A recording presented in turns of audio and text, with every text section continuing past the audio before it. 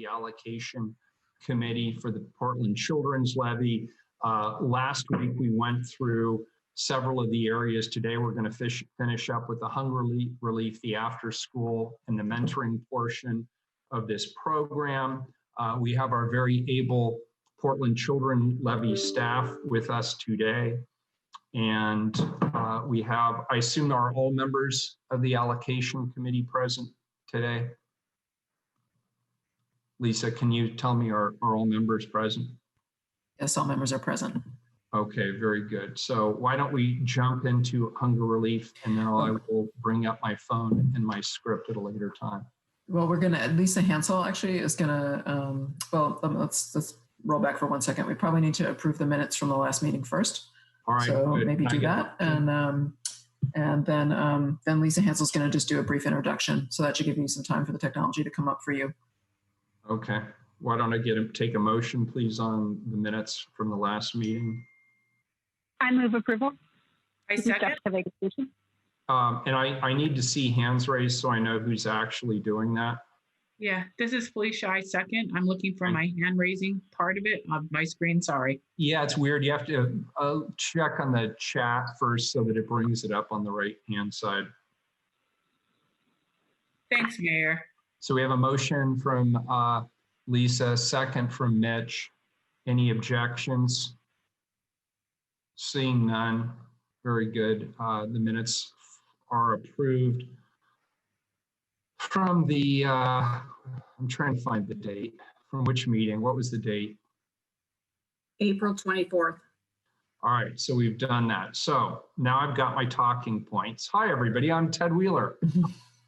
In the late April, we allocated nearly $42 million out of the total $68 million to programs in early childhood, child abuse prevention, and intervention and foster care. Today, we're using the remaining funds towards programs in hunger relief, after school, and mentoring. All decisions will, of course, go before the City Council for final approval in June, and all of these new Levy 3-year grants begin effective July 1st. During this stressful time, we hope you and your loved ones are safe. We thank our first responders, frontline medical staff, and caregivers, and everyone keeping our stores and restaurants operating as well to the degree that they are. I'm proud of how our community has risen to this unprecedented challenge and appreciate everyone's patience and generosity as we navigate this pandemic. I want to acknowledge the work of our nonprofit partners who are providing important services to our children and our families during a critical time. While we obviously can't meet all of the funding requests that have come before us and have had to make some difficult decisions, and I think we're going to make more today, we greatly appreciate your work and your dedication. Today we're joined by all members of the PCL committee, including Multnomah County Commissioner Jessica Vega-Peterson, our county appointed member, Felicia Tripp Folsom, and of course our city appointed member, Tracy Rossi, who's done a fantastic job. And of course, our business leader rep, Mitch Harnaker, who is our longest serving member. We have our Levy staffers, Lisa Pellegrino, Meg McElroy, Lisa Hansel, John Kelly, John Coughlin, Erica Bridgman-Vignoli, and of course, Mary Gay Broderick. For everyone joining us through our YouTube link, it will note which of us is speaking at any given moment, and you'll be able to see a couple of PowerPoints and an Excel spreadsheet shown later in the meeting by Levy staff. So with that, let's begin we improved the minutes from April 24th. First up is Grant Manager Lisa Hansel providing an overview of the funding process and some protocol around the decision-making process. After that, and any questions or discussion from committee members, she will turn the meeting over to Lisa Pellegrino and Meg McElroy to lead us in program funding decisions. So with that, Lisa, take it away. Thank you, Mayor. We have a PowerPoint that we'll be sharing with the allocation committee and the viewing audience. There may be a brief pause before it shows on your screen, but you should see it momentarily if you aren't already. John Kelly will be running the slideshow for me. Thank you, John. I'll take you briefly through an overview of all that has happened to bring us to this day. Then you'll move into making funding decisions for hunger relief, after school, and mentoring. While applicants were working on their applications, PCL staff recruited and trained 63 volunteers to review and score applications based on the criteria published in the RFI. In most cases, 5 reviewers scored each application. PCL staff averaged the scores for each application to reflect the total scores that were provided to the committee and all applicants. Due to the variability between reviewer scores, Staff did not eliminate any applications from consideration for failure to meet the minimum score requirements that were published in the RFI. So the committee is reviewing all applications that were submitted. Before developing our staff recommendations, we reviewed all of the applications, reviewer scores, past performance of current grantees, and the financial health of the organizations submitting applications.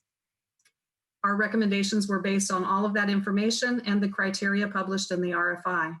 Staff did not communicate with applicants about their applications after they were submitted. On March 17th, we sent application scores, staff recommendations, and rationale to the allocation committee and to all applicants. On March 19th, we sent reviewer score sheets to all of the applicants and made the score sheets available to the allocation committee for review. Applicants then had the opportunity to submit written and recorded oral testimony in support of their applications. Unfortunately, due to the COVID-19 outbreak, we had to cancel all of the video recording of testimony that was planned. We substituted oral recorded testimony for the video recording. The written or oral testimony was sent to the allocation committee on April 10th, allowing time to review the information before the decision meetings. We also made all of the testimony available to all applicants. As we were sending our staff recommendations in mid-March, the COVID-19 emergency measures were just starting to go into full effect. The economic impacts of the state of emergency were immediate and severe on community members, service providers, and had direct effects on service delivery. As the emergency continued, allocation committee members expressed some concern to staff about the impact of the pandemic on PCL revenue and asked staff to develop options to allocate less funding in anticipation of future revenue decline. Staff developed options for reducing the funding level and sent those to committee members and all applicants on April 15th. Applicants were invited to submit additional testimony in response to the funding options to staff by April 17th. Staff sent the additional testimony to committee and all applicants on April 20th. At the April 24th allocation committee meeting, the committee decided to allocate the full 68.1 million in current funding round in an effort to meet equity goals and support organizations responding to emergency needs. In spring 2021, the committee will consider revising grant totals when the economic impact of the pandemic is clearer and with updated revenue projections. Funding decisions for early childhood, child abuse prevention and intervention, and foster care were made on April 24th. In advance of today's meeting, you each indicated your individual funding preferences to staff using an Excel spreadsheet. Staff aggregated your individual funding preferences by program area to help facilitate today's discussion. At the April 24th meeting, as a time-saving measure, Commissioner Vega-Peterson suggested the committee vote on the group of foster care applications that all committee members indicated a preference to fund at the same amount. The remainder of applications were then discussed and voted on individually. Today's decision meeting will run as it did for foster care program area. The committee will start by making decisions on the set of applications that all committee members indicated an interest in funding the application and at the same amount. The committee will vote on these applications as a group. Then the remaining applications will be discussed individually, beginning with the applications that all committee members indicated an interest in funding and proceeding in score order.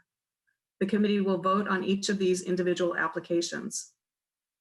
If no committee member indicated an interest in funding an application, it is unlikely to be discussed today.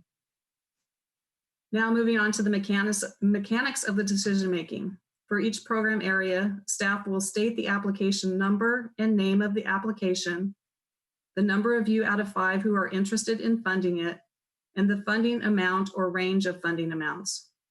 They will also say if anyone abstained from an application. After that, staff will turn it over to the mayor to facilitate voting. John Kelly will share a spreadsheet on the screen.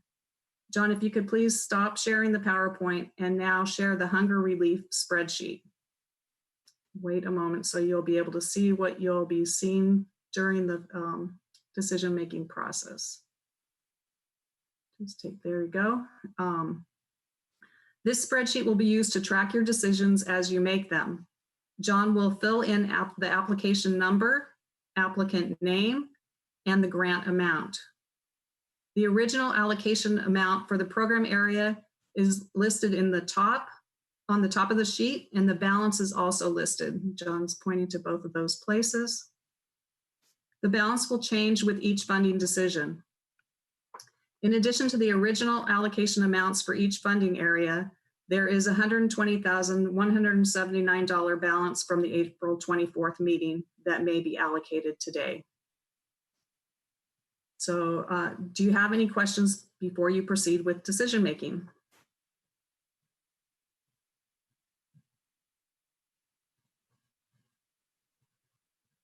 Okay, hearing no questions, that's all I have. I will turn it over to Lisa Pellegrino to start with hunger relief.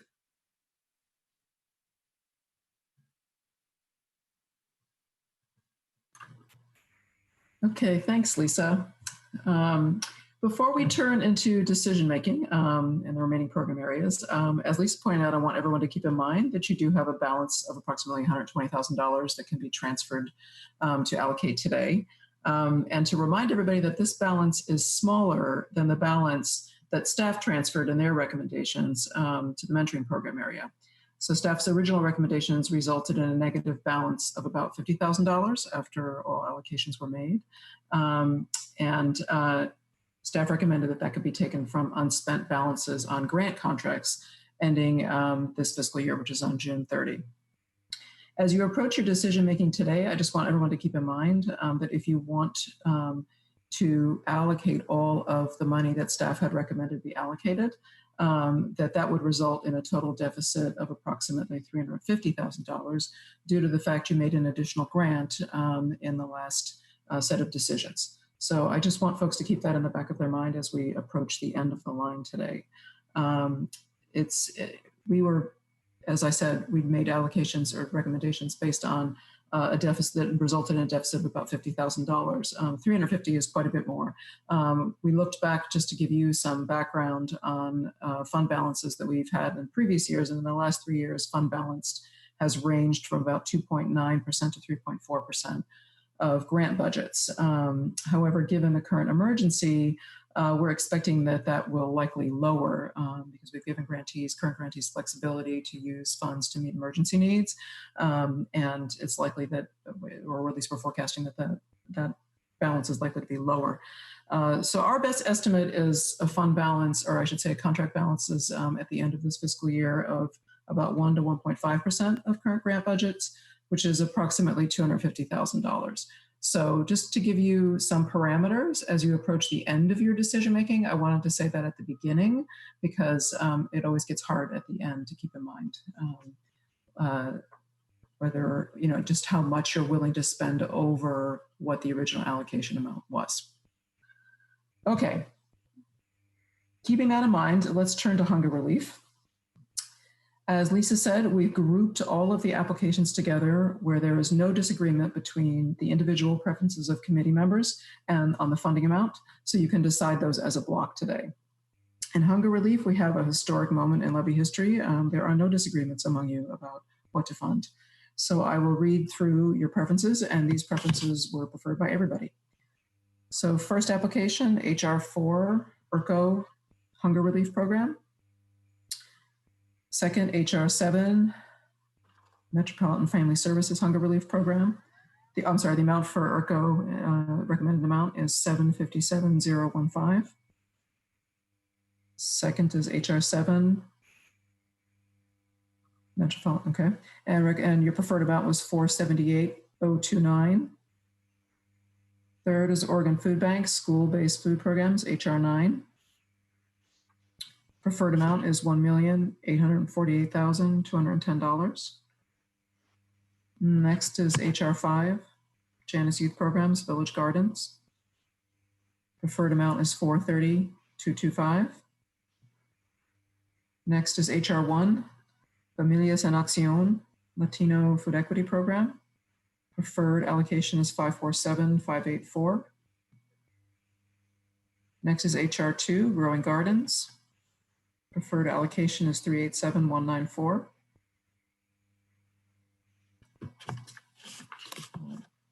Trying to get that in there. Next is HR 8, Neighborhood House, Mobile Food Service Delivery. Preferred amount is 255,197. Next is HR 10, Portland Opportunities Industrialization Center Nutrition Program. Preferred amount is 277,254. Next is HR 6, Meals on Wheels, Meals for Kids Program. Preferred allocation is 1,916,358. Next is Human Solutions, LearnLinks Food Pantry. I'm sorry, that was HR 3. Preferred allocation is 200,909. And last is HR 11, Sunshine Division Community Transitional School. And preferred funding amount is $210,000. Okay, that is all of the preferred allocations, and there were no disagreements. Mayor, I turn that over to you to check for discussion and vote. So first of all, let me ask, is there any further discussion on this before I call for a motion? And what I would suggest we do is that we vote on all of these as a slate, move these as a slate, second them as a slate, and vote on them as a slate. But I want to make sure first of all, find out if there's any discussion on any of the specific proposals or on the proposal that we move these as a slate.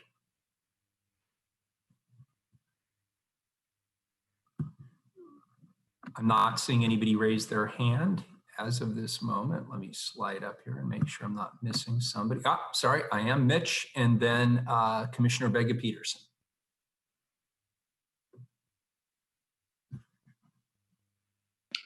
Oh, sorry. I thought I was moving to go as a slate. I don't have any changes. And before you, I'll take that as a motion. Commissioner Vega-Peterson, are you seconding, or did you have further discussion? I was seconding. Very good. We have a motion and a second. Is there any further discussion? Is there any opposition to the slate? Seeing none, the motion carries. Very good. Thank you to Lisa, and congrats to our new hunger relief grantees. Now we'll be moving on to the after school investments. Yes, thank you, Mayor. Okay, we're going to take the same process again. We're going to start with all of the applications where there was no disagreement on whether to fund and the funding amount. And so I will list those first, and then you, Mayor, can take that as a slate, assuming there's no further discussion. Very good. Okay, first is AS13, Urco Sun, and the preferred funding amount is $388,062. Next is AS14, Urco Inspire. Preferred funding amount is $1,615,073. Next is AS17, Metropolitan Family Service Sun. The preferred amount is $453,937. Next is AS11, Impact Northwest, AKA Science. Preferred amount is $346,589. Next is AS15, Latino Network, Conexiones. Preferred funding amount is $1,399,309. Next is AS12, Impact Northwest, Urban Opportunities. Preferred funding amount is $422,527. Next is AS22, Open School Step Up.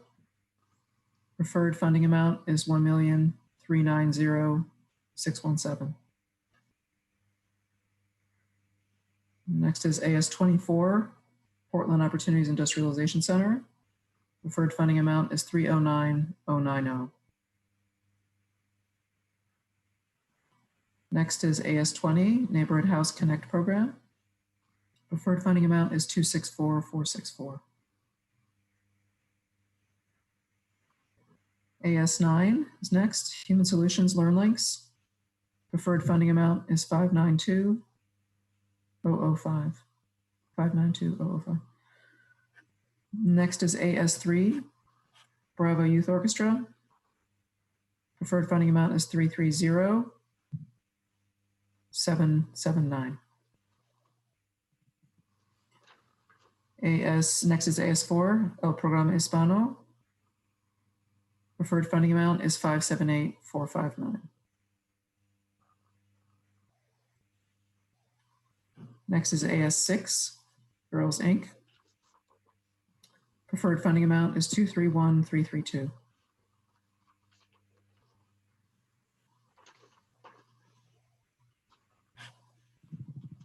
Okay, next is AS19, NAYA, Native Student Success. Preferred funding amount is 618,279. Next is AS10, Human Solutions LearnLinks at Lilac Meadows. Preferred funding amount is 200,909. Okay, next is AS5, Ethos Music Corp. Preferred funding amount is 323,338. Next is Hacienda Expresiones. Preferred funding amount, oops, I'll let you get it original. So Hacienda is next, AS8. Preferred funding amount is 586,472.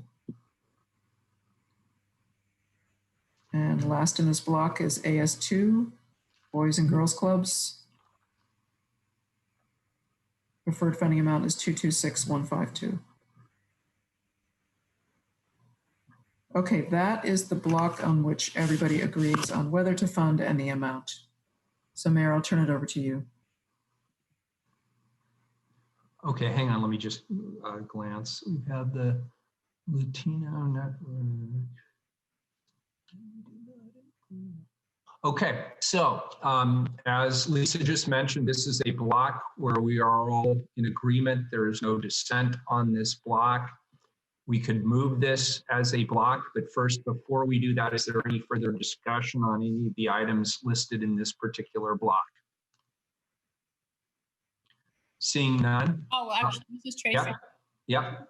Is AS28 self-enhancement a part of the slate?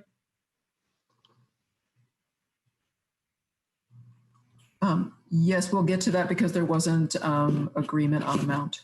So we're taking only the ones first that where there was agreement to fund and there was no disagreement on the amount. Oh, okay. Maybe I have the wrong sheet. Okay, thank you. All right, very good. I'll entertain a motion and a second. Commissioner Vega Peterson makes the motion to accept the slate. I'll entertain a second. And Mr. Harnaker seconds it. Any further discussion on this slate? Seeing no discussion on this slate, and is there any dissent on this slate? Seeing none, the motion carries. And congratulations to those organizations that are now receiving funding. Now we'll get to the part where there is some disagreement. Yes, so again, starting from the place of most agreement in score order. So the next application to consider is REAP Solutions. 5 of 5 committee members preferred to fund the application. The range of funding preferred was $373,433 up to $553,433. Yes, and I guess I'm the dissenter here by suggesting we add more to REAP. So let me go ahead and explain my logic there. And I might also request clarification from staff on this. So we have a portion that REAP has requested that has been funded, but my understanding is this does not include funding for their current program. Is that correct? You're correct, Mayor. They did not put that in their application, but in their testimony noted that they did want to continue providing that programming. And so the reason I put this in is their current program is a good program. I will admit I'm somewhat confused as to how the current programming did not get included. I personally would encourage us, given the population that they serve, to continue to support, to keep the current program whole. To do that, it would require us to add the $180,000 to that. They didn't apply, but I believe they've also made it clear on the record that that was an administrative oversight. And I just wonder how comfortable people feel making the decision to fund what is effectively new programming while leaving the current programming unserved. And so I just felt that given the need particularly to focus on African-American youth, this was a lost opportunity. And in the interest of full transparency, they didn't apply for it, but it appears to have been a mistake, unless somebody tells me otherwise.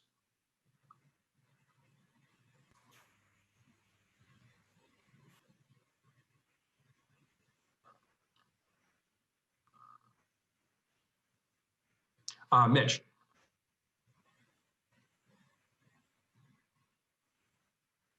Mitch, you have you're muted still. Thank you. Sorry about that. No worries. I was just going to ask for the staff to remind us on how their performance was on their underlying program that they neglected to apply for.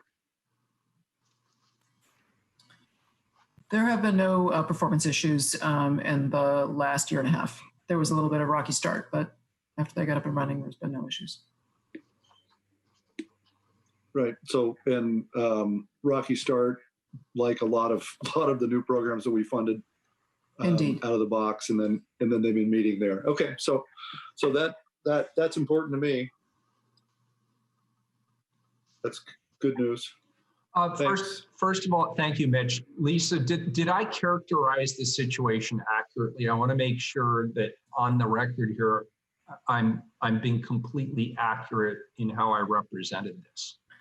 Yes, Mayor, that's correct. Staff had recommended funding the program, a part of the program expansion that they asked for in their application, and there was not an ask to continue the current program that was funded in their application. And then in their testimony, they noted that they did want to continue offering the existing program that we had funded originally in 2017. So that's a correct characterization, yes.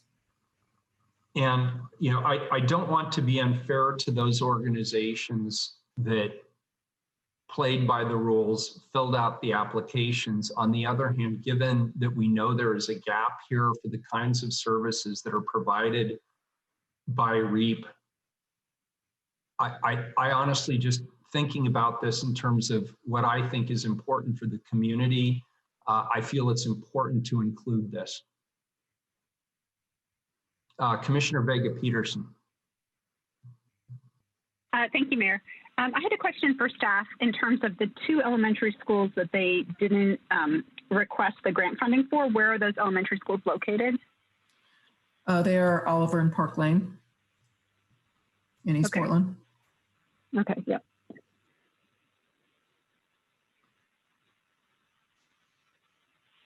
And the difference, it looks like, is about 180,000.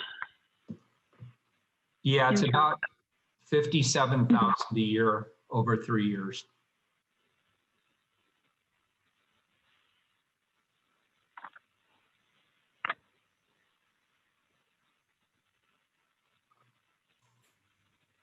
If people would like to stew on that, what we could do, Director Pellegrino, is we could hold off on this one till the end if people would like to consider that.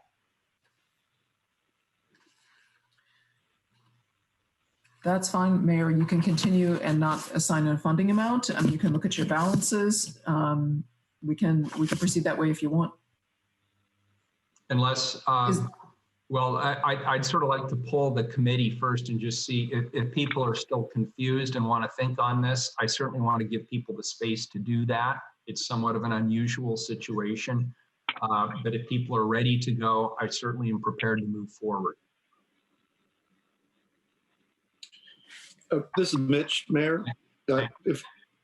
So can I just get a little more clarity on this? Are the two schools that they neglected to propose for, is the programming the same that staff is recommending we fund at the new schools? It's along the same lines, Mayor. They have the solutions program at Oliver and Park Lane, and they also have an additional after-school person at those two schools that offers specific after-school programming to the elementary school kids. Their proposal for expansion for solutions to new schools that they are not currently serving was in their proposal, and staff had recommended that we fund two schools for expansion of the solutions program. So they're together, but they're knit together, but they are not the exact same set of services. Yeah, and all the schools are east, Yes. And presumably have a somewhat similar demographic. What I'm trying to get at is, if they would have applied, would it be reasonable to expect kind of a mid-80s scoring total, like we gave the score was for the program that we all agreed to fund? Yes, I think that's a reasonable. Yeah, it seems like it would logically be that. So it would be highly rated, I guess, in my mind. You all voted to fund it in 2017. Yeah. So relatively recently. Okay. That's helpful for me. Is there a dissenting opinion on this? Somebody want to make the case? I don't see it, so I will move that we fund REAP Solutions AS26 at $553,433. Is there a second? Tracy seconds it. Any further discussion on this item? Any opposition to this item? The motion carries. Thank you, colleagues. Lisa, next item. Okay, next item is Self-Enhancement, Inc., their after-school program, AS28.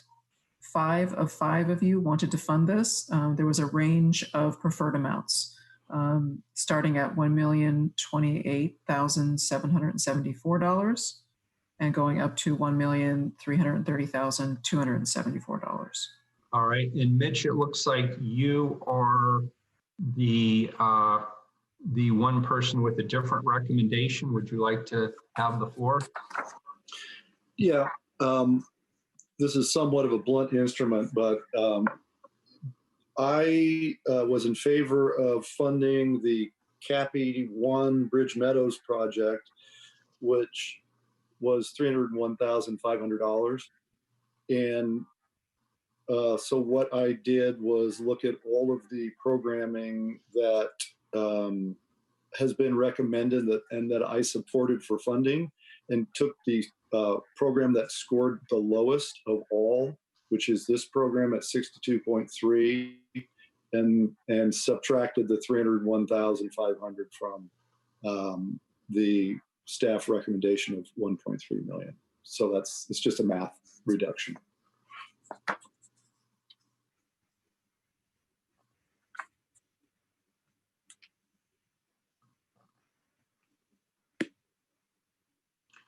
Well, it's not illogical. I think I personally would still stick with the higher amount, but I'd be interested in other opinions. Commissioner Vega Peterson. Thank you, Mayor. And I appreciate, Mitch, you looking at how we can address the changes that were needed with the funding for the CAPI program, the additional CAPI program that we funded last time around. I did the same thing also in after school, but I did it with a different program and did it a slightly different way, just looking at potentially how it would make the most sense. So I think it might be worthwhile to have that a little more conversation around the thinking behind it and how it relates to this one. I guess for this one, I looked at this one as well. It was already a staff funding recommendation at a lower level than what the original request was, and I was hoping staff could provide a little bit more insight into the reasoning for the low score, primarily due to lack of response in Section 2F on program results, quality, and improvements. Is this something that raises any concerns among staff, or is it, this program is something that we've funded in the past as well? And so just curious on how staff is feeling overall about the program and funding it going forward. Yes, this is a program we funded in the past, and there was, it appeared to be to staff, a failure perhaps on a part of a grant writer. There was extremely little information, very little information given in response to a very high point question. So that meant that reviewers were essentially forced to score it low because they didn't answer the questions that were asked. However, on the strength of their past performance, staff recommended them for continued funding, and especially in light of the population that they serve, and there being, for the most part, no issues in their service delivery in the last 5 years that we've funded this grant. The slightly lowered funding recommendation was due to really a lack of budget justification information in the application that I just could not rationalize. Staff couldn't rationalize that full funding recommendation. So that was the reason why it was somewhat lower. Okay, thank you. So what I'm hearing is that despite the low score in the grant around the program results, quality, and improvement section, you haven't seen, that hasn't borne out in terms of the actual experience, in terms of program results, quality, improvement that you've seen in the program. That's correct. Okay, thank you for that clarification. That's helpful. And I would just say, I'll just put out there as we're kind of considering how to handle this one specifically, I looked in how we could make up the balance from that we need to overall for the CAPI investment. And I looked at a new program that we were funding versus one that had, that we have already been funding that's been successful. And so that's where you'll see, and as we go through this list here, I made a recommendation for not funding a program around that. And then I balanced that with a reduction in I suggested that we do a reduction in the amount that we actually granted to Bridge Meadows, looking at their staff positions and looking at potentially not funding one of the partial assistant director positions to help balance the amounts that I was proposing to cut in this area versus what we would be funding for the Bridge Meadows ask, to help it balance out. So that's how I solved the problem. But obviously there's different ways to do that.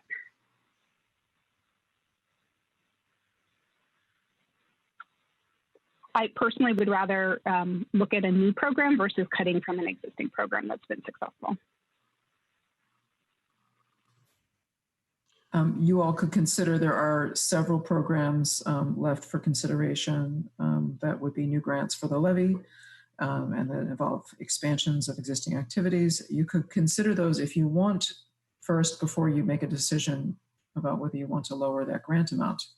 I mean, I can put those on the table and you can discuss them.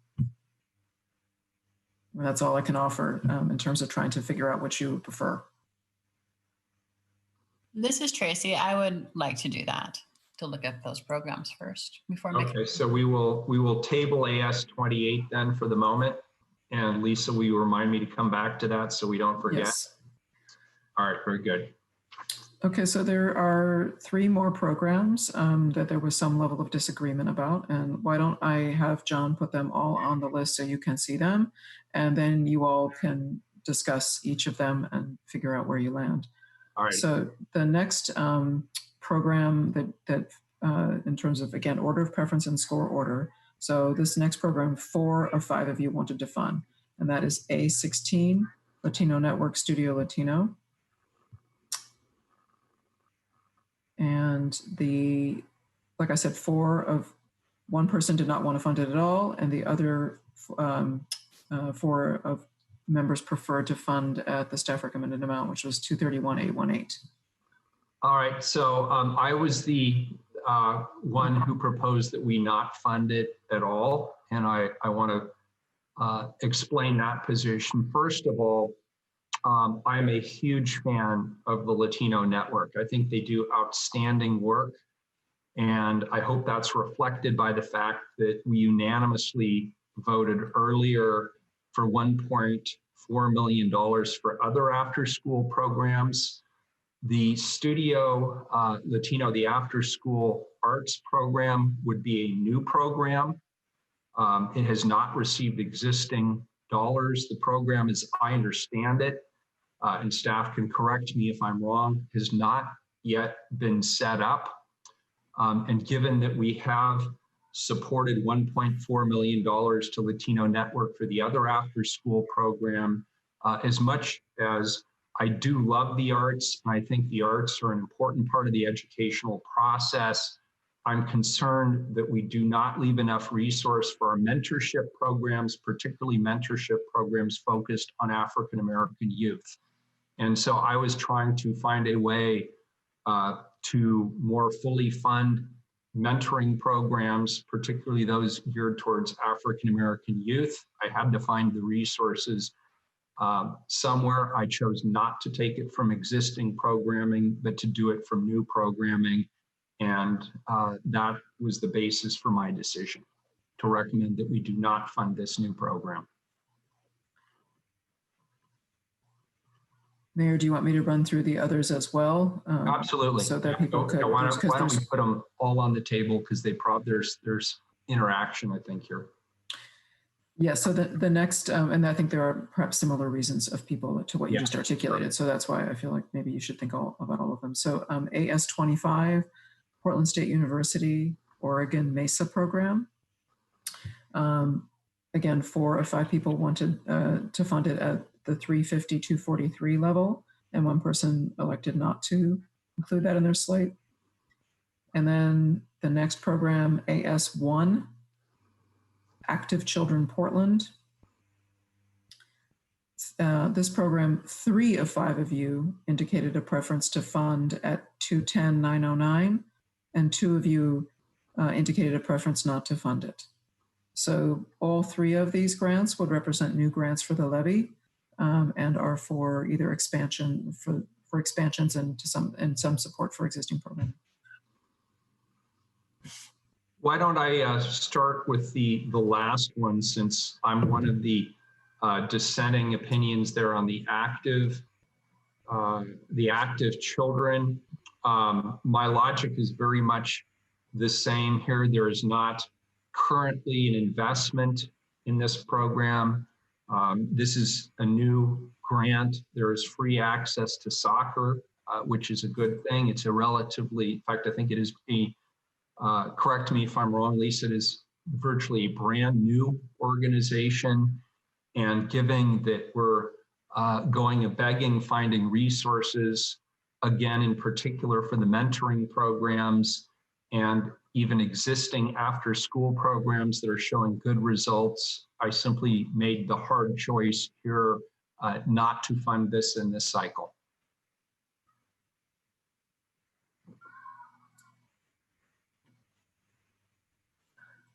And then the PSU one, same reason. I certainly would be open to my colleagues' thoughts as well. Commissioner Vega-Peterson.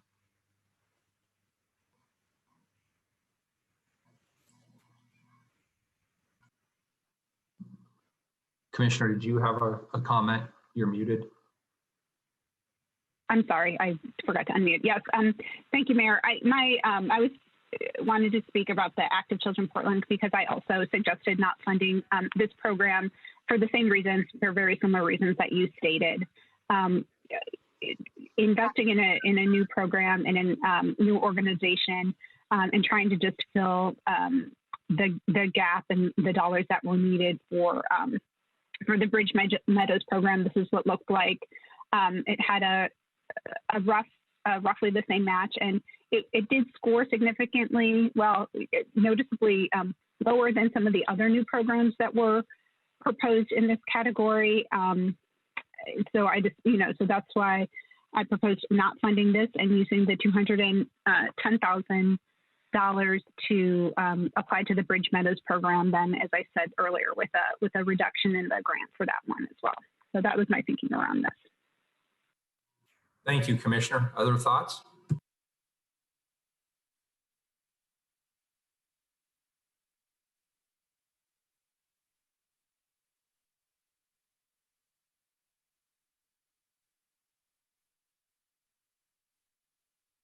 This is Felicia. Sorry, go ahead. This is Felicia.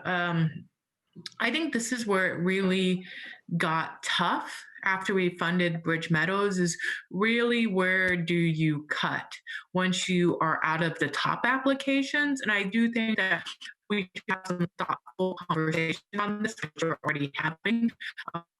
Who we fund, how much we fund, who already has funding. I think, Mary, you already started that conversation. But I think that this is where it's actually going to get tough, because even though we have some recommendations and not funding here, I had one in another category. Felicia, Yeah. I'm sorry, we can't hear you. Your connection is breaking up. Is it? Do you have other Wi-Fi instruments on where you are that could be turned off? Let me check and try to transfer to another computer. So I'll try it again. Now it sounds good. No, now you sound great, believe it or not. Yeah. Oh, wow. But I was just saying that I think this is going to be our struggle now that we're out of the top applications, and we're trying to make the difference because we funded Bridge Meadows. So I think that there's going to be some compromise with these applications that I tried to do with another application. Just that what did, I was like, okay, I funded Bridge Meadows over here, so I'm going to take it away from over here. And same with you, Mayor. So I think we were all trying to do that. We just did it in different buckets. So I think now it's really going back. Who do we fund? How much? And if we shave a little off here and a little off there, can they really do their program? So all I'm saying is I think right now we're as a committee hitting the struggle section of our work as far as funding. Agreed. No disagreement there whatsoever. So the question then is, how do we move forward and find, and Mitch, I assume that you're hearing and agreeing with this logic as well. And so it's really a question of where to take it from, or would you not necessarily agree with the logic? Oh no, I'm fully invested and engaged in the struggle of trying to decide which admirable program we're not going to be able to fund fully or at all. So yeah, no, this a familiar spot to be in at this time of the funding cycle. Doesn't make it any easier. I really appreciate the logic that's been expressed so far. So and that is, I thought, very thoughtful, and it has made an impression on me listening to the way you guys have set it up. Okay, so I'll express a clear preference. I would support Studio Latino and the PSU proposal over the active children proposal. If somebody forced me to make a forced choice decision, that is how I would rank them. I don't know if other people have similar or different thoughts.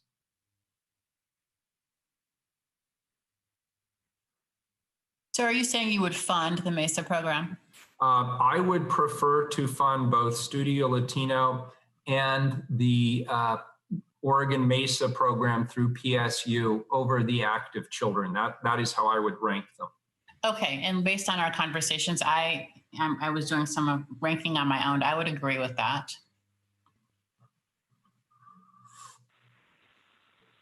I agree with that as well. That's Commissioner Vega Peterson. Thank you. Mitch, any thoughts? Yeah, that makes sense to me. Hard choice, but a logic one. Yeah, these to be clear, you know, for people listening associated with these organizations, they're all good. And they're all worthy. At this point, we're dealing with a math problem as much as anything. Good. Okay. So why don't we vote on, and I guess that going back to AS 16, Lisa, I would be the one who would be changing my original recommendation, and I would go back up to the staff recommendation at 231,818, which would make that unanimous. I'll move that at 231,818. Is there a second? Commissioner Vega Peterson seconds it. Is there any dissent? Very good. AS 16 is approved at the staff recommendation level. And then the Oregon Mesa program through Portland State University, that is AS 25, I would be moving to the staff recommendation, which is 350,243. That puts us again in unanimity. I will move that at the staff recommendation. Is there a second? Tracy Rossi seconds it. Thank you kindly. Is there any dissent? AS 25 is approved. And then I would move that AS 1 be moved to towards my position on that, which is a recommendation not to fund. I will entertain a second.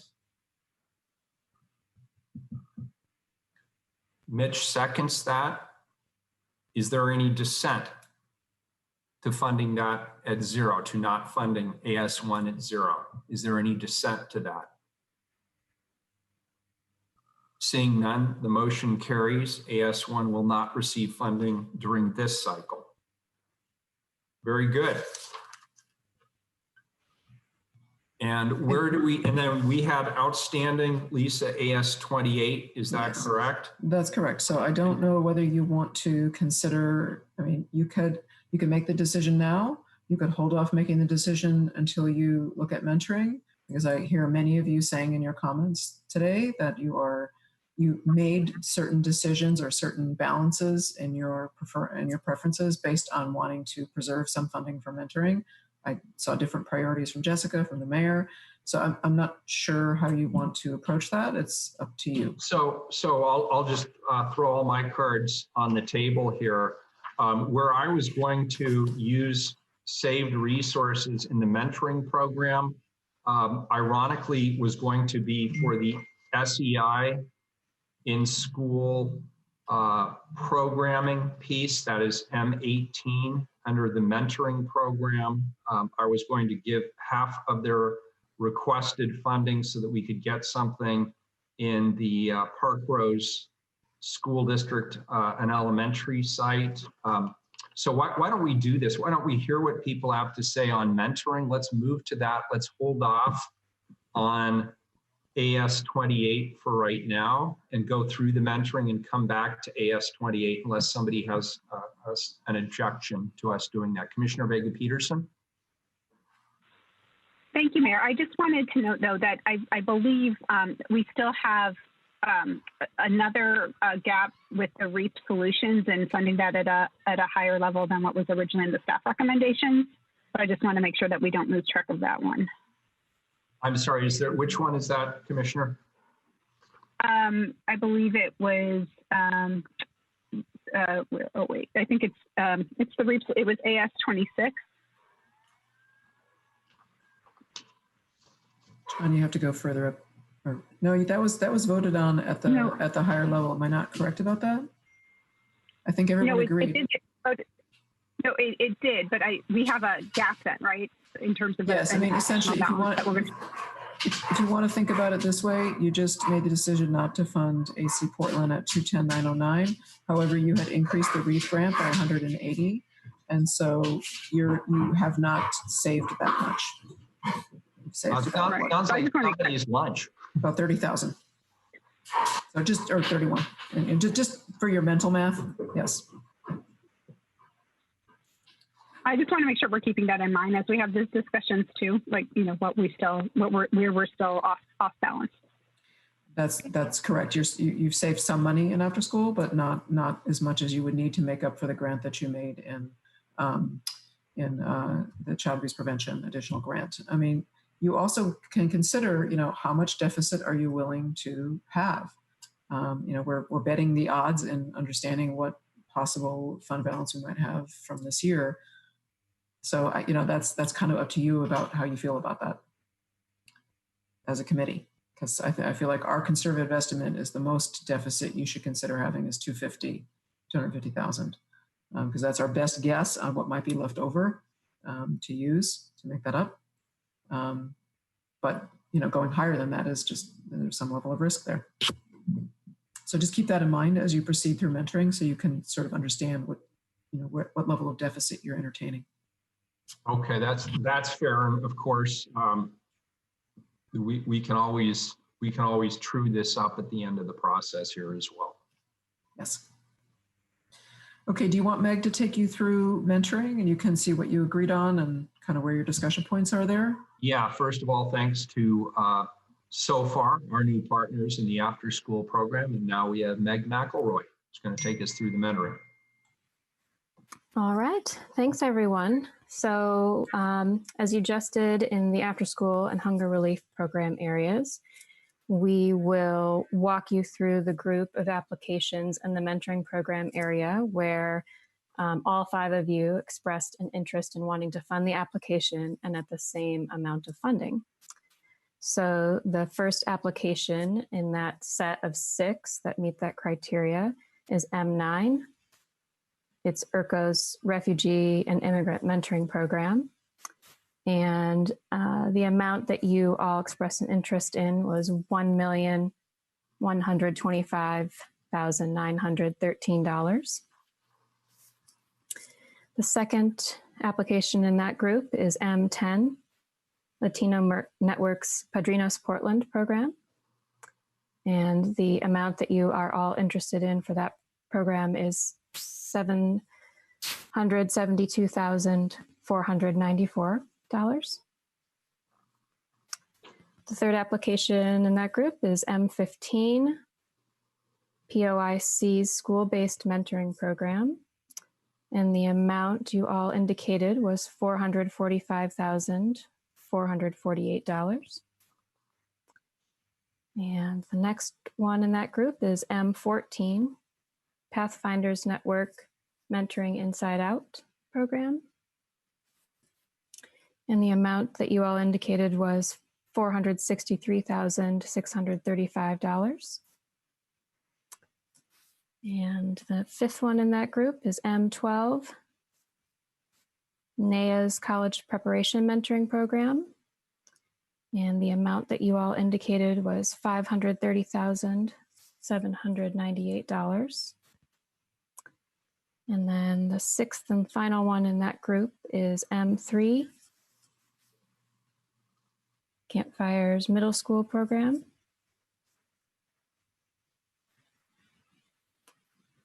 And the amount that you all indicated was $1,489,145. Do you want to? Meg, is there a reason, there's quite a few here that were unanimous in not funding? Correct. Did you want to include those in the slate or do those differently? We have not typically, in the past program areas that you all have done, you have not voted on the ones that you didn't express an interest in funding. You only voted on those that you did. I see. Okay, thank you for that clarification. I appreciate it. Sure. All right. So that is the slate of organizational support where we're in agreement. Is there, I'll entertain a motion in a second to accept the unanimous slate for funding. Commissioner Vega Peterson moves, Tracy Rossi seconds. Any dissent? Those are approved. Congratulations to those organizations. All right, Meg. All right. The next application, it occurs to me, I failed to do something at the beginning of this round of discussion, which was to invite the allocation committee members who have a conflict of interest in this set of applications to declare that conflict. And so I'd like the two of them to do that now before we proceed with the next set of applications to discuss. Yeah, good. And I was watching that. I just figured we'd wait till we actually took a vote on those items. But if we can do that now. So M6, Friends of the Children. Tracy, you have an abstention. Yes, I have an abstention because of a conflict of interest. Very good. And Mitch, you have an abstention on M13, New Avenues, Smirk Mobile Mentoring. Yep, I'm on the board.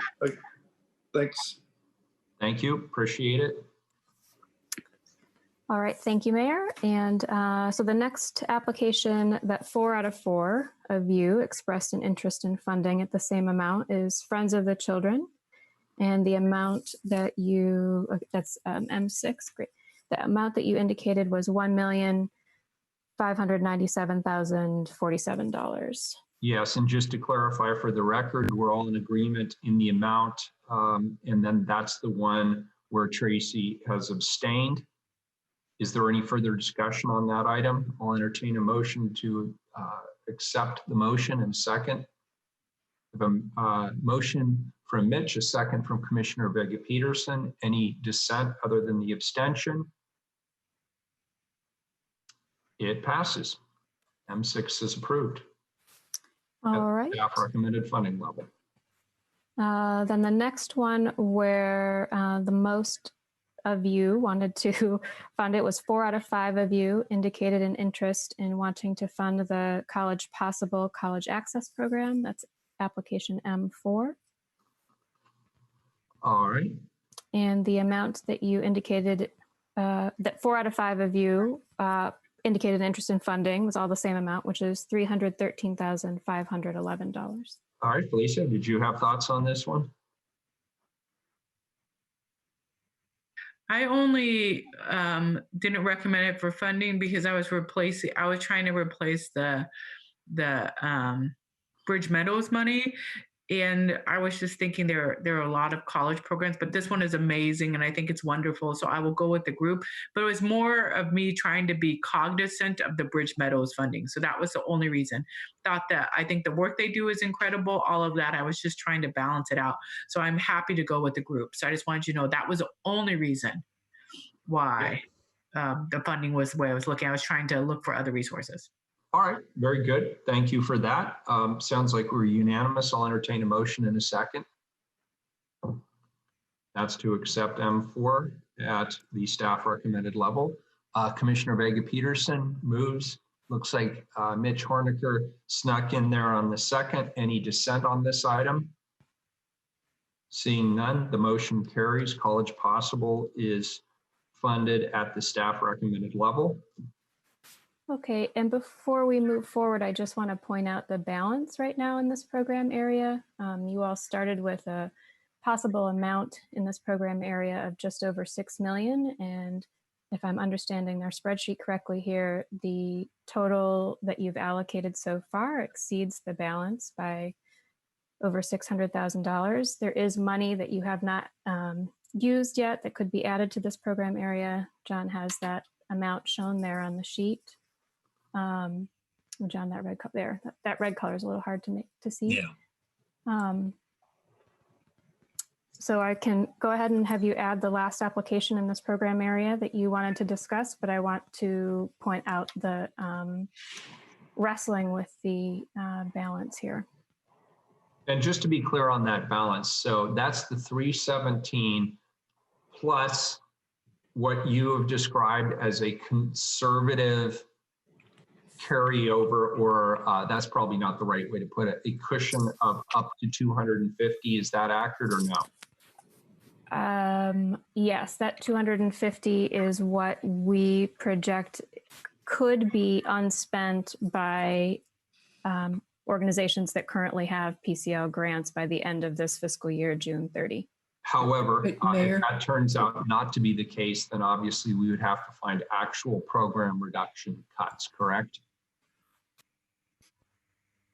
Mayor, if I could just interrupt, Yeah, I want to make yeah. clear that the 317, I don't believe that's coming from other program areas, just to be careful. That's the, Okay, thank John you. Kelly, I think that's the 120 that you didn't allocate in the first set of funding decisions on April 24th, plus whatever didn't get allocated in hunger relief today. There was a balance there, if I'm not mistaken. John Kelly, can you unmute and tell us where that number is coming from? That's correct. It's I would like to double check it. This is a little sketchy to do on the fly, but I'm going to try to get up on the screen all the pieces of that. So that'll just take a second. But I think you're right in what you said. Yeah, Okay, that would match. So that makes good sense. But Mayor, just for your own thinking, when you're looking at that balance, whatever's in that right column, now he's back in foster care at the moment, okay? I know we've gone traveling, but when you're looking at that balance column, I guess what we're trying to say is that our recommendation to be conservative is not to have that be a negative of more than 250. Got it. That makes sense? Yeah. when you finish up, I think, again, you can make a decision not to do that, but that's our best guess, knowing that we don't, of course, have perfect information. Yeah, no, thank you for that clarification. I appreciate that very much. All right, Meg, what's next? Yes, the final one in this category, one of you expressed an interest in funding it, which is M18, SEI's in-school program. And the amount that one of you indicated was $246,022. Yeah, and that was my doing, and part of what I was trying to do, particularly in the other allocations, is save some funding for this. This is in-school programming. It is particularly targeted towards African American youth around mentoring. That's an issue that is very important to me. I see it as high priority. SEI asked for $492,045 over a 3-year period. It was not funded. I was trying to get back half of the requested funding with the hope that they could keep one site operational in the Park Rose School District, particularly in an elementary school site. We, of course, have we have funded them elsewhere, but I was hopeful we could find the funding here, but I'm not sure we'll be able to under the current circumstances based on what we voted for so far. Felicia? Thank you, Mayor. I am starting to lose a little bit of track. I want to be cognizant of the money that we had in after school. Is this new balance, Lisa, take into account the money that's sitting in after school that we have to still go back to? Is that deficit take that into account too? So I think John Kelly is trying to come up on the spreadsheet so people can understand what's happening. And I know this is confusing and hard to do. It would be so much better if we could be in an actual human meeting. Then we could show you in a different way. So the 118,262 was the balance that was unallocated after you made all the hunger relief decisions. The 120,179 is what was unallocated after you made early childhood, child abuse, and foster care decisions.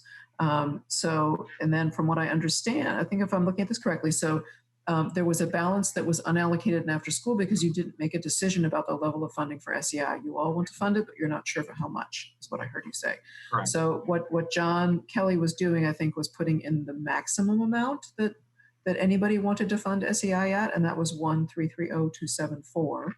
And if we subtract that, then that balance of 78,976 is essentially what would actually be left in after school. Does that make sense? If you funded SEI at that full amount, 78,976 would be the additional balance in after school. When we take all of the balances and put them together, that totals 317,417. So that's what's up in green up here in the added column. Does that make more sense, Felicia? I want to make sure everybody's clear. Yes. Okay, and then the balance you see there, that negative 344, that's essentially if you don't make any further allocations, that's where you're at, and that's if you give SEI and after school that 1330274 amount.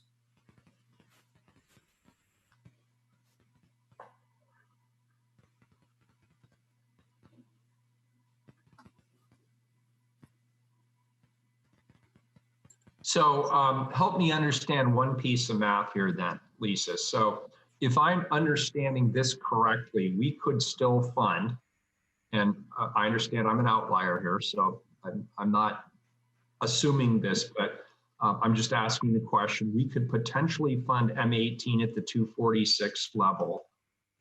Well, then your negative balance is going to go up. Well, again, it depends on, you're talking about funding What? SEI and you're going to add 246 onto that negative balance. Assuming you decided to fund SEI. To the negative 344? Yes. Yes. Clear. Yes. Got it. Okay, I understand. But again, you're talking about funding two different programs at the same agency. Yeah, no, I understand. Yeah. And I will tell you my preference, to be clear, is to fund their base request in the after school programming area. I think that from my perspective, that's a must have. Okay, and if you do that, it depends. Again, there was a discussion about the funding level in after school. So the number that John is on the spreadsheet that you can see right now is the 1330274 amount. That was the maximum amount that anybody wanted to give. Yeah, that's where 4 of us landed. Exactly, and then one person was below that, I think, taking into account the Bridge Meadows grant. So that's your decision. Okay, so let me play what if for a moment. If we were to fund AS28, the core after school programming for SEI at the staff recommended level, and I was able to persuade my colleague to come up to that level, and we did not fund M18, where I am the outlier. It looks like everybody else was in agreement on that. I was the outlier. If I back off on that, then what does that do to our balance? Where does it doesn't change it? It doesn't. That essentially, the balance you're seeing there right now is hypothecating that you funded SEI at the 1330274 level. So then your balance is a negative 344,601. Okay, so we're still 100,000 on the hot side, even if I take the M18 off the table. That's correct. Assuming that SEI gets its full funding at the staff recommended level. That's correct. Commissioner Vega-Peterson. Thank you, Mayor. So as John's putting in the numbers here, I do want to, I guess, officially move that we lower the previous Bridge Meadows request to $210,909 to match the amount that was allocated to a different program, and to make sure that these numbers that we're trying to deal with here are accurate, and really, kind of represents the work that we've been trying to do over this past meeting. Commissioner Vega-Peterson, could I just throw out another question, since I like the way you're thinking here, just in terms of how we balance, but we also funded the Studio Latino and the PSU program earlier. If you had to prioritize in terms of the Bridge Meadows funding that was agreed to last time versus potentially reopening Studio Latino or the PSU program for discussion, would you have a preference? I really liked both the Latino Network program and the other program, especially as it related to the STEM work with the MESA program. So, I feel like in trying to, I've been more focused, narrowly on filling the Bridge Meadows gap. and feel like this is a good way to do that. I can't really. Otherwise, I think both of those were very high scoring programs and seem to come from, organizations and head focuses that I think would set them up for success. So very, very good. Thank you, Commissioner. Other thoughts on that, if any?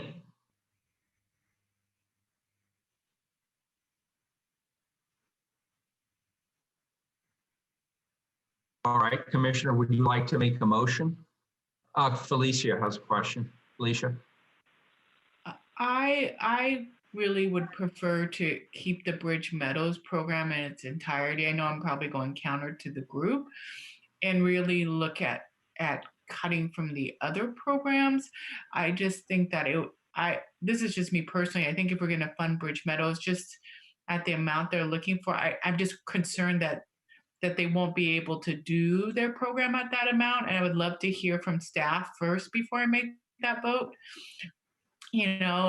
Because that's just my personal opinion. Before I could make a decision on the other, I would like to know how that would impact them if we lowered it that much, so because they went from 0 to, the allocated amount, and now we're looking to cut. I need some feedback before I can move forward in this recommendation. All right, staff. This is Lisa Hansel. I'll chime in. As you recall, Bridge Meadows was not on the original staff recommendation. However, I'm looking at their budget right now. It's a very minimal budget, about $100,000 a year. They have, 1.5 FTE included in this budget. So it would mean cutting out staffing. They don't have any other program expenses or contracted services in there. This is strictly a staffing request. For a community support specialist at 0.75 FTE, associate director at 0.25, and program assistant at 0.5. The recommendation of the 210,909, I don't know, Commissioner, if there was a specific piece that you were seeing could be cut from the budget. What I was looking at was the 0.25 of the associate director piece of approximately coming out to that amount. That's where I was thinking in terms of their budget, how they could make that work. Understanding that, that would still leave them with a gap for the new program, but potentially something that they might be able to find and fund from other sources. But Felicia, I appreciate your comments as well, and I'm not opposed to what you're suggesting. It's just been a matter of where we would find those other funds.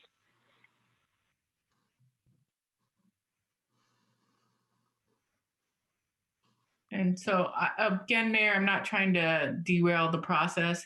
Thank you. That is helpful. So moving forward, because I haven't gone back and looked at that particular proposal, I mean, if they were able to still do their program with that lowered amount, then I'm fine with it. I just think it's really hard because all of those organizations from my dilemma, I say, is that we finished that funding round and now we're digging into that round when a lot of those organizations, I think, feel like they've been funded at that amount. I don't know. It's just a struggle for me internally when we're now into this other group. And so, but I see where you're going and trying to make it all balance. So I defer to the group on that one. So that's where my struggle is coming from. I agree with that. Mitch, sorry, go ahead. Yeah, no, I was just going to ask, haven't we announced the previous round and publicized it, or is that held? We let the grantees, the applicants know that the allocation committee has made your decisions, and we also let them know that City Council has to approve all decisions before they're final. So no one should be counting chickens before they're hatched, so to speak. But wasn't there a mass emailer from the levy that said these are the folks, these are the organizations that were funded? And yes, these are the organizations that the allocation committee decided to fund. Yes, yeah. That has been sent. but Yeah, nothing is considered final until they go before City Council for approval. Of course. But City Council has never, to my knowledge, modified any of the allocation committee's proposed funding. Are you trying to jinx us, Mitch?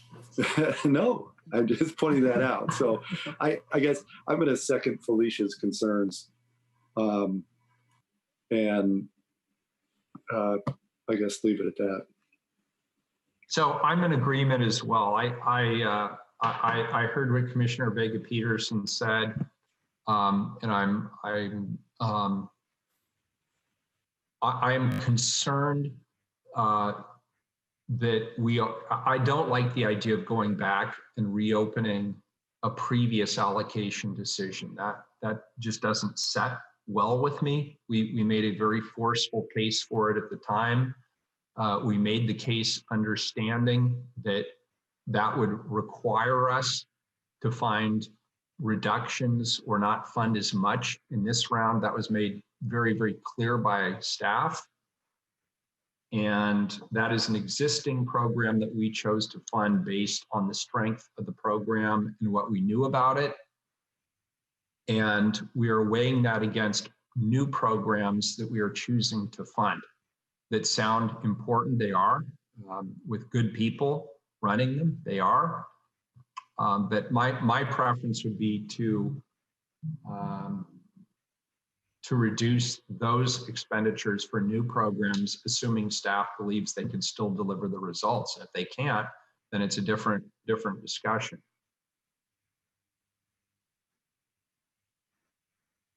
Mayor, I'm not sure which programs you're referring to. So, well, I had specifically proposed that we revisit the question of Studio Latino and the Portland State University program. Okay. John, do you want to take us back to that spreadsheet there? And let's go down to those. Okay. So yes, there's 2 new grants, those 2 that are listed there. And then there's the question of the level of funding for SEI. Mitch, so did you have another thought, or did you just leave your hand up? Yeah, sorry, I just got to get my hand down. All right, no worries. No worries. Thank you. So the choice would be to lower the amount you're giving SEI or to possibly not do one of those other grants, the Studio Latino or the PSU Mesa grant. If you're trying to get to, basically when you look at the balance that was left on, if you assumed full funding for SEI, you were at about a negative 344. You were trying to get about to a negative 250. That's our most kind of conservative guess as to what may be unspent this year, this current fiscal year. So you have about $100,000 gap, a little less. Or you can choose to have that much deficit and we can take our chances. I mean, that's another option.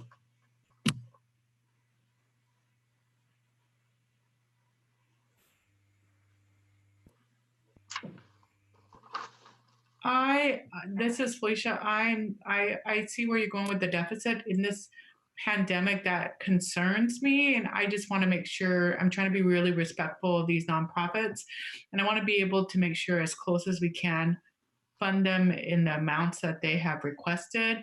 And the last thing I want to do is to go back and say, hey, by the way, we have to take away some of your funding. So I am one to allocate as much of a balance as we can.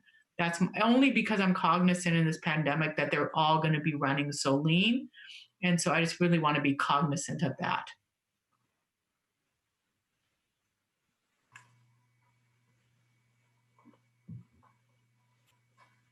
No, this does not take into account. I know we have some carryover money from grants that were unspent. So minus that, of course, being able to use the carryover money. So I want to be clear about that as well. Yes, we don't know what that will be because you never can know. In general, it has run a little bit higher. I just feel in the pandemic situation, as you point out, it's possible that it will not run as high as it has. Yeah, this is Tracy. I think you're right. I mean, we can't plan on it, obviously, but I feel like the early childhood, some of the programming could be impacted by social distancing, as we talked about. But as you said, we can't plan on that. Just to be clear, I'm actually talking about two different things. So it's possible that some monies will be unspent in the first year of the new grants, and that's always possible. We don't know what will happen with the pandemic. We were just thinking about unspent contract balances from the current fiscal year. So everybody who is a current grantee is currently doing some kind of service, even amidst the pandemic. And so how much those grants will all spend out, it's possible that there will be some unspent. Typically that amount is between 2.8 and 3.4% in our most recent years. I don't know if it will be that high. So our best estimate at this juncture was approximately $250,000. But again, I can't know. It's possible it could be higher. There just is really no way for me to say for sure. Right. So, I think you guys could go either way in terms of what your choices are there to fully fund or not. We'll have to come back to you if there is a deficit situation. Not in year one, probably. It would, we could spread that out to later years, but that's the reality. Thank you for the clarification. At this point, what would be the will of the committee?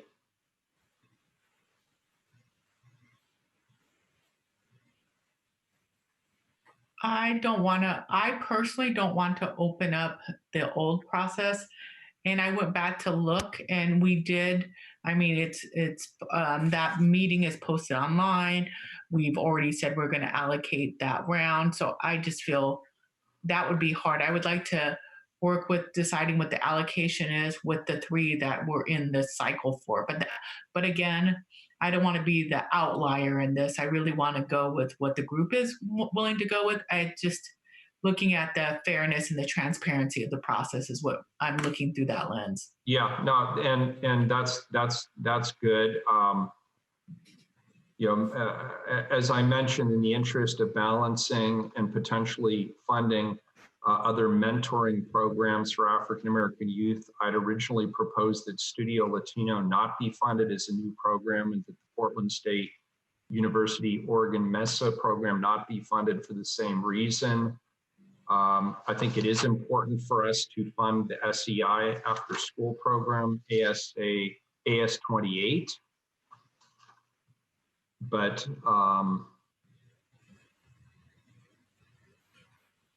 I'm open to different proposals. Commissioner Vega-Peterson. Thank you, Mayor. I am hearing you and some others about not wanting to go back. I mean, and I'm fine. I don't think I officially made a motion, but I will take that idea off the table. Part of it I feel is like a little bit, like the luck of the draw, who went in the first round of funding versus who's in the second round of funding in terms of whose dollars got locked in first and whose didn't. And so that I have less compunction, I guess, about going back and making changes in light of looking at everything as a whole. But just, I think for simplicity's sake, in terms of being able to get to a dollar amount over what we're discussing today, I will take that off the table. All right, thank you.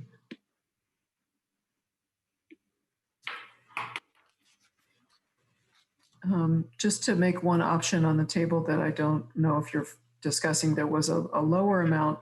One of you proposed a lower amount for SEI.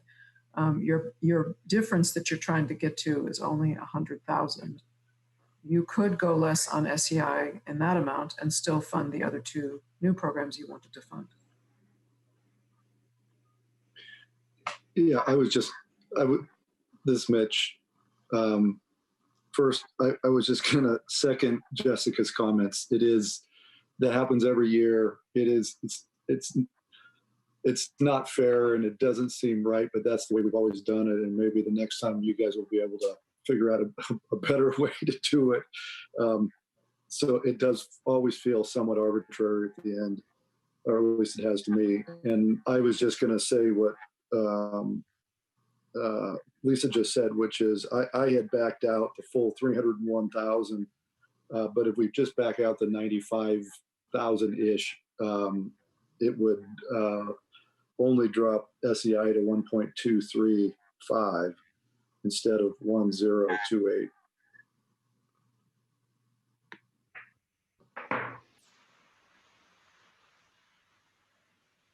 I'm sorry, Mitch, what was the number?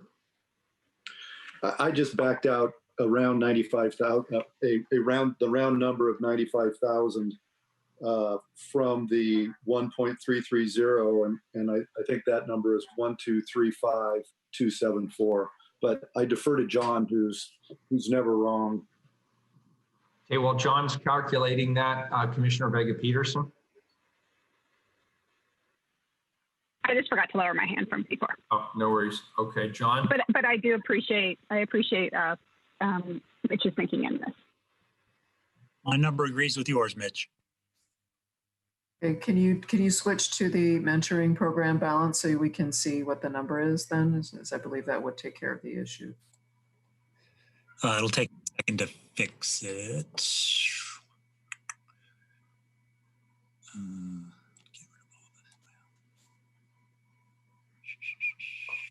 John, I mean, I think we can. cell working on F11.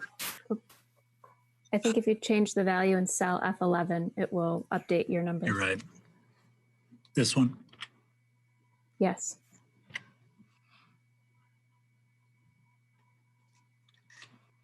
You said this wouldn't be exciting.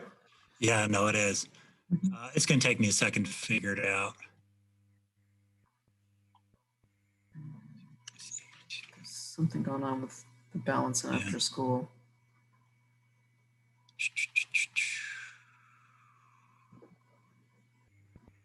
That's right. I think the number in cell F11 isn't supposed to be a negative, but I'm not sure. Yeah, that's not. Did you what about just typing the numbers in? It's the 317 is, get rid of this.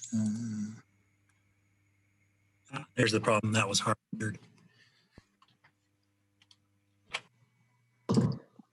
Right.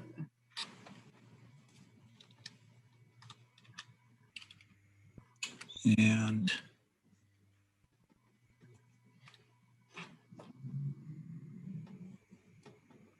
there we go. There you go. Okay. So that would balance you out to at least what we hope is a reasonable estimate of contract balances this year. That could be carried forward. Other than that.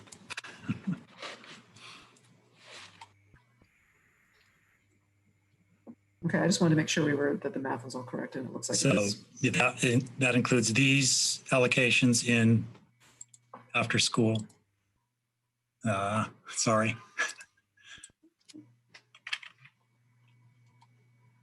I'm just going to leave that.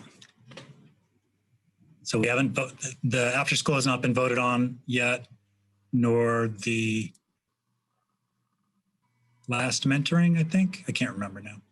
I believe College Possible was voted on, but there was never an amount entered for M18, SEI, and mentoring. And I believe that the SEI amount in after school was not voted on officially. Sounds right. That's correct.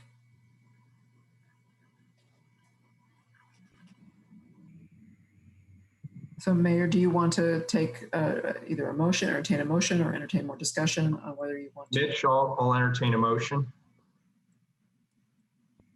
I'd move that we fund as the slate currently exists in mentoring and after school that gets us to a balance for the three programs of negative 249,601.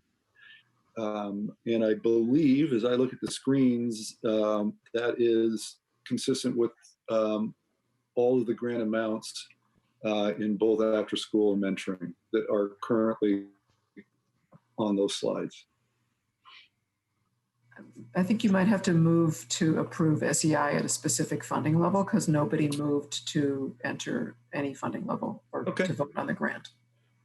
If that's what you want to do. Sure. So that's AS 28, and I move to fund that at $1,235,274.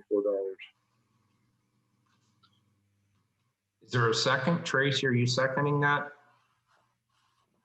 Yes, I'm seconding that. We have a motion and a second Further discussion on this item? Is there any dissent? The motion carries.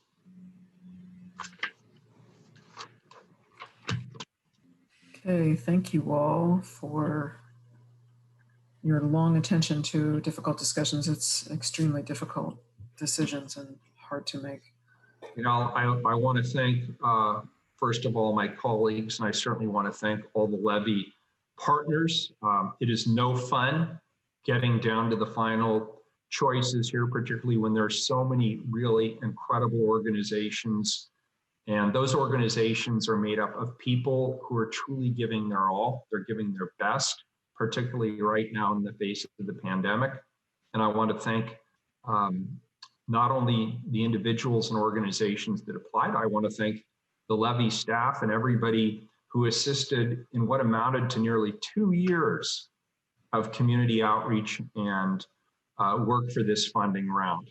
And I want to thank everyone who applied for the Levy funding, including those who did not receive it this time around. We're certainly looking forward to working with our new community partners.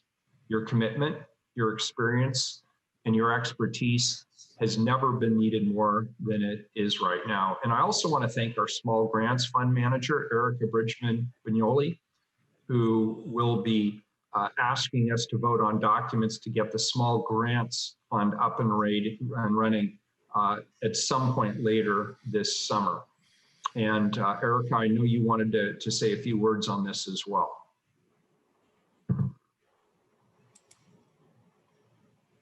Yes. So the plan for today was actually to present on the documents for the step 1 part of the application, which I believe that you all have. And so I was prepared to do that today because our proposal is to move the step 1 application forward to be published on May 13th. But am I hearing, Mr. Mayor, that you're wanting to defer the launch of the process to a later date? I didn't say that. I'm perfectly. Did you want us to defer? No. No, I would love for us to move forward if we can do that. Yeah, if we can get it done in 18 minutes. Okay, great. I will be quick. So thank you, John. You can go to the next slide. So in our last meeting on the 24th, we went over how we had the community conversations. That process changed a little bit during the pandemic, but we went ahead and were able to meet 8 times with members from the community and get involvement from many different cultural groups and small organizations. You can move forward. And go back 1. Yeah, go back. So we are now, okay, can you go to the slide that talks about the steps? Yes, that one. So what I have presented to the allocation committee are this process recommendations that came from the design team and from the PCL staff. There's a step 1 application that has 5 essay questions. Most of those are getting to what the programs do, the organizations do, and then different equity questions in terms of their inclusivity for Black, Indigenous, people of color, and children and families with disabilities. After submitting the step 1 application, the design team and the reviewers would narrow down the step 1 applicants and choose who would be invited to go forward into step 2. Then in step 2, the applicants would fill out a longer application, give us the full budget detail, not just the total amount of the request, and participate in an interview. The interview was the interactive process that came out of the community conversations because everyone felt it was very important to have a way that small organizations could tell their story that wasn't totally based on what was in writing, but that could be measured equitably using the same measurements and that could be adaptable to wherever we might be in the COVID-19 process later this summer. So they would go through that. Then the step 2 applications would be scored by the design team and reviewers, and those scores and recommendations would be presented to the allocation committee. Move forward. We also opened it up for additional community input. We only had one question, so we clarified our priority populations. We tightened our timeline for informational workshops, and we updated fiscal sponsorship links to reflect changes that have happened in various organizations in the community due to the pandemic.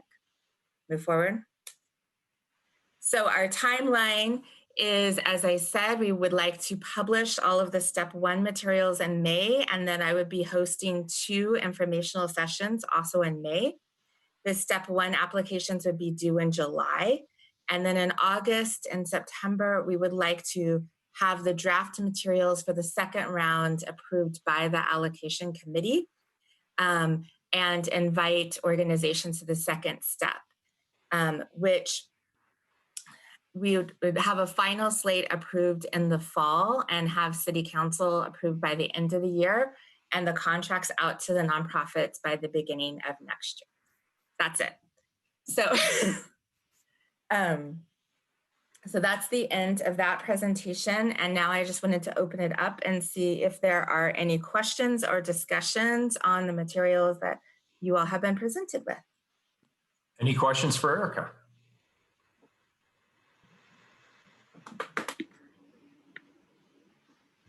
Mitch? I think it looks awesome. That's great that we're getting this close.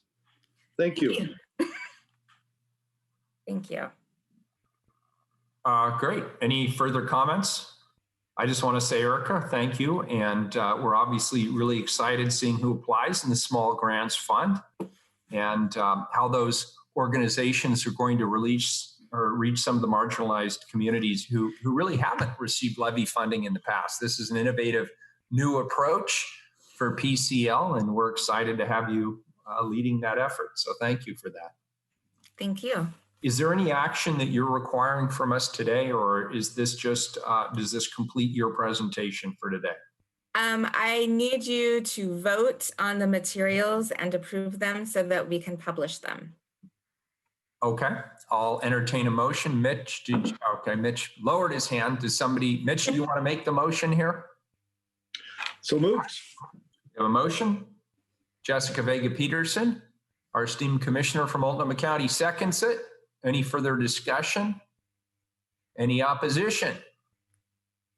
You've got it. Thanks, Erica. Appreciate it very much.